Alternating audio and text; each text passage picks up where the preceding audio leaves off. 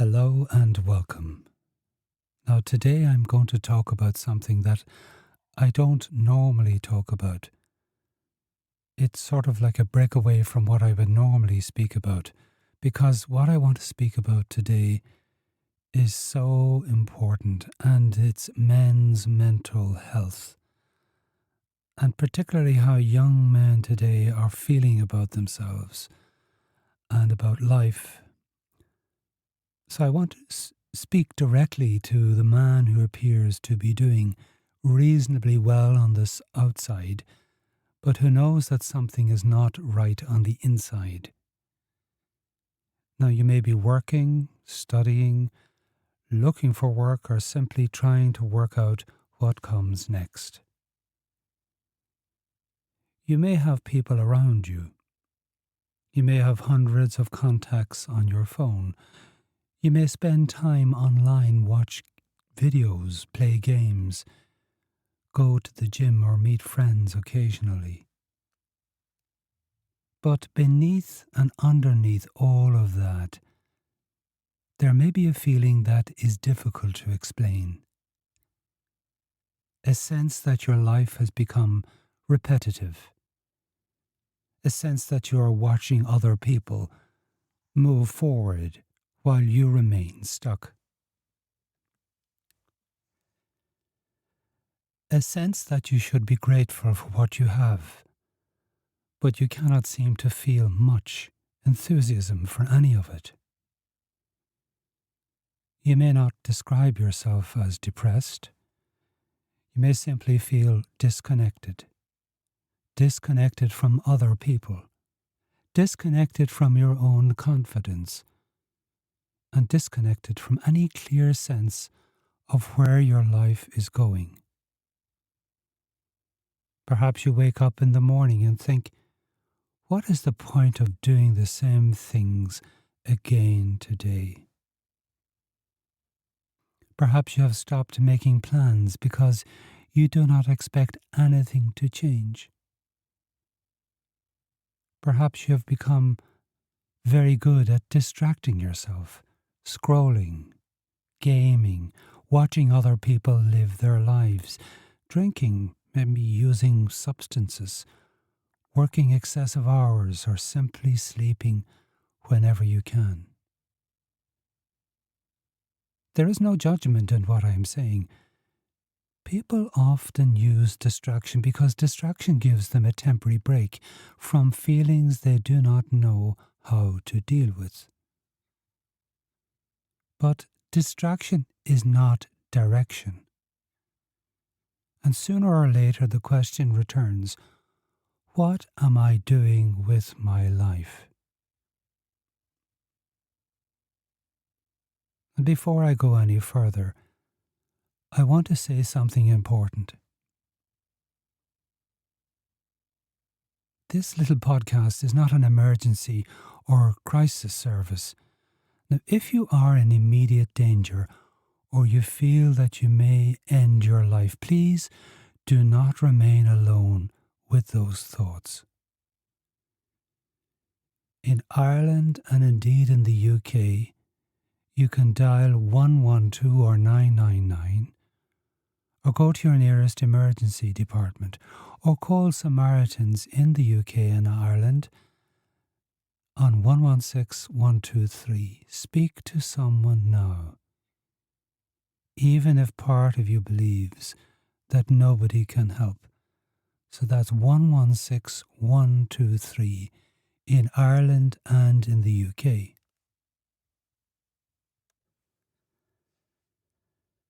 Now, you are not weak, but something must change. If you feel lost, lonely, or without purpose, that does not mean that you are weak. It does not mean that you are lazy. It does not mean that you are broken, but it may mean that your life has become too small. Too much time alone. Too little genuine conversation, too little challenge, too little responsibility, too little evidence that your actions matter. A man can survive like this for a long time. He can go through the day. He can laugh at the right moments, can tell people that he is fine. But survival is not the same as living. And there comes a point when waiting to feel better is no longer enough. You do not need to have your entire future worked out. You do not need a perfect career plan. You do not need to know your one great passion. You do not need to suddenly wake up filled with motivation. But you do need movement. Because a sense of purpose is rarely discovered while sitting alone and thinking harder. Purpose is usually built. It's built through action, it's built through relationships, and it's built through responsibility. It is built by becoming useful to somebody or something beyond your own immediate mood. And I want to give you a simple roadmap. Not a magical answer, not motivational speech, a roadmap. And it has 4 parts. Calm, competence, connection, and contribution. And again, calm, competence, connection, contribution. And part 1 is calm. The first step is calm, as I say. So when your mind is constantly racing, worrying, comparing, regretting, or predicting the worst, it becomes very difficult to make good decisions about your future. When your body is tense and restless, everything can feel more difficult than it actually is. A small problem feels like a major problem. A conversation feels threatening. A job application feels pointless. A social invitation feels exhausting. And a setback feels like proof that nothing will ever change. Now, sometimes your mind is not reacting only to what is happening today. It's predicting today based on what happened yesterday. If you have experienced rejection, humiliation, failure, bullying, abandonment, or disappointment, your mind may have learned to expect more of the same. You may avoid opportunities, not because you are weak, but because part of your mind believes it is protecting you from further pain. The problem is that avoidance gradually makes life smaller.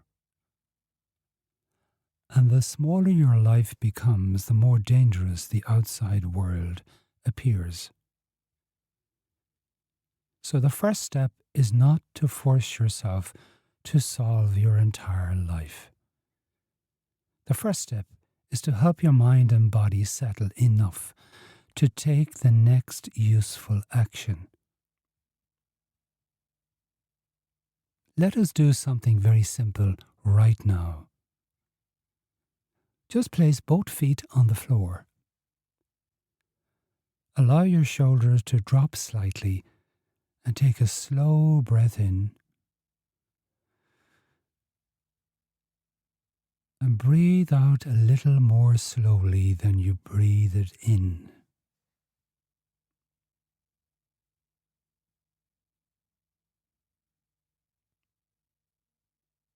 Again, breathe in gently. And allow the out-breath to be slow and unforced. You're not trying to empty your mind. You're not trying to feel amazing. You're simply giving your body a message. In this moment, I am safe enough to pause.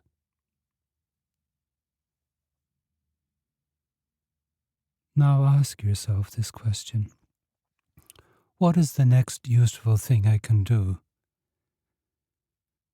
Yes, what is the next useful thing I can do? Now, not the perfect thing, not the life-changing thing. The next useful thing. Now, that question is far more powerful than asking, what is wrong with me?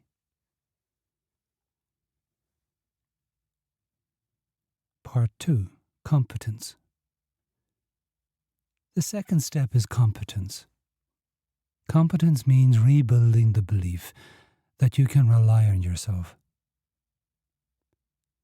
A lot of people talk about confidence as though it is a feeling that arrives before action.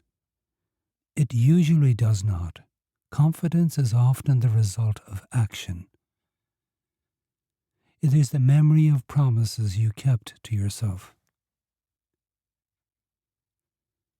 Every time you tell yourself that you will do something and then repeatedly avoid it, your trust in yourself becomes weaker. You say you will get up at a certain time, but you remain in bed. You say you will exercise, but you do not.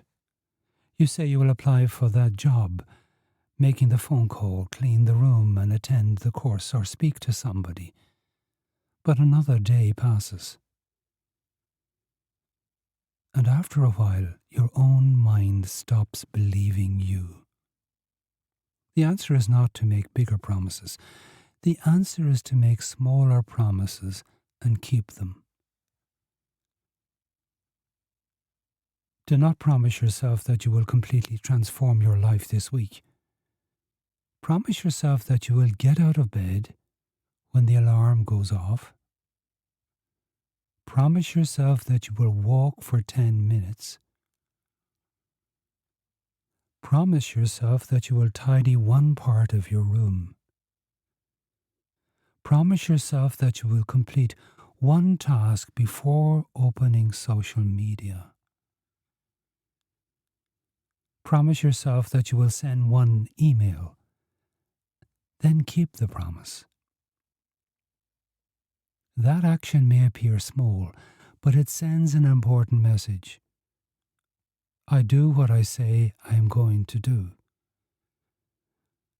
And self-respect is not built by insulting yourself into action. It's built by becoming trustworthy in your own eyes. You do not need to feel motivated first. Take the action and allow the feeling to catch up later.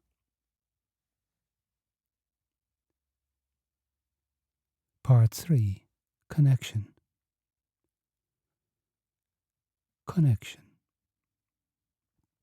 Human beings are not designed to live entirely in their own heads. You can be independent and still need other people. You can be strong and still need conversation. You can be capable and still need support. There is a difference between solitude and isolation. Solitude can be restful. Isolation gradually convinces you that nobody would understand, nobody would care, or nobody wants to hear from you. And the longer you remain isolated, the more difficult it can feel to reconnect. You may begin to assume that other people are too busy. You may believe that you have nothing interesting to say. You may wait for somebody else to contact you first. You may feel embarrassed that your life is not going as well as you hoped. But connection does not always begin with a deep conversation. It may begin with a simple message. How are things today with you? Would you like to go for coffee? Are you free for a walk? I have been a bit quiet lately. It would be good to catch up. You do not need to tell somebody your entire life story. You do not need to reveal everything before you are ready. But you do need to give people an opportunity to know you. And a lot of men have people they can laugh with, work with, drink with, or watch sport with. But they do not have anybody they can be honest with. The question is not how many people know my name. The question is, who knows what is actually happening in my life? And if the honest answer is nobody, then there is not a reason to feel ashamed. It is a sign that connection needs to become part of your plan. Part 4. Contribution. Yes, contribution. This is where meaning begins to grow. A lot of people ask, what do I want from life? It is an understandable question, but it is not the only question. Another question is, what can I give to life? Who could benefit from your effort? What problem could you help solve? What skill could you learn? What responsibility could you take on? What could you create? Who could you encourage? Where could you volunteer? What could you improve? You do not need to become famous. You do not need to change the world. You do not need to discover one enormous purpose that explains your entire existence.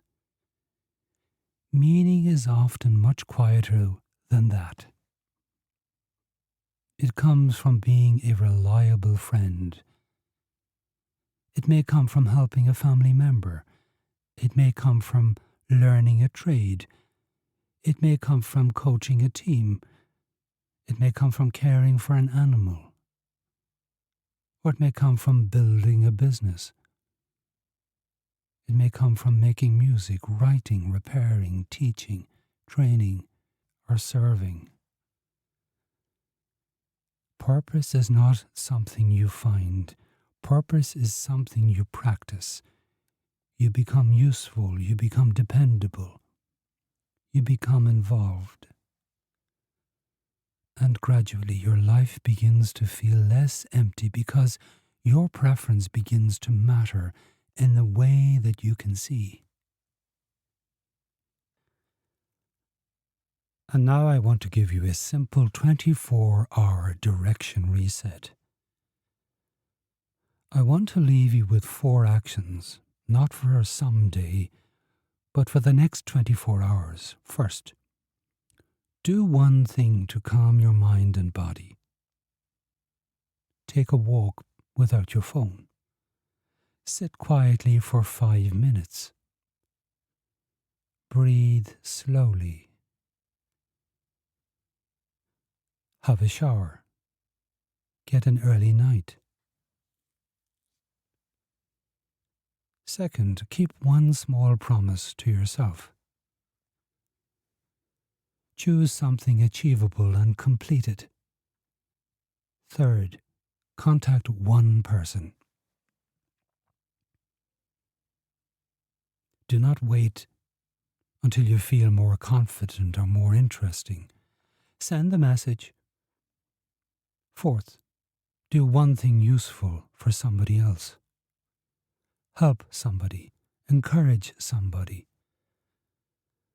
Complete a task that makes life easier for another person. These 4 actions may not solve everything, but they begin to move you from drift to direction, calm, competence, connection, contribution. You may not feel that your life has much meaning at the moment, but a feeling is not a final verdict. Your present circumstances are not a complete description of your future. You are not required to solve the next 10 years today. You're only required to take the next honest step. And your life does not need to become perfect. It needs to become active again. It needs people. It needs challenge. It needs responsibility. It needs something that matters to you. And it needs something beyond you. You're not weak for needing help, and nobody can build your life without your participation. Take one step, then take another. This is how direction begins. My name is Aidan Noon, and I've spent more than 30 years helping people change the patterns that keep them stuck. Now, if this episode has spoken to you and you're ready to begin rebuilding direction, confidence, and connection, you will find details in the show notes. There's more to come. Thank you for listening, and remember, you do not need to find your entire purpose today. You need to begin building a life that is worth showing up for. Thank you for listening. Talk to you soon.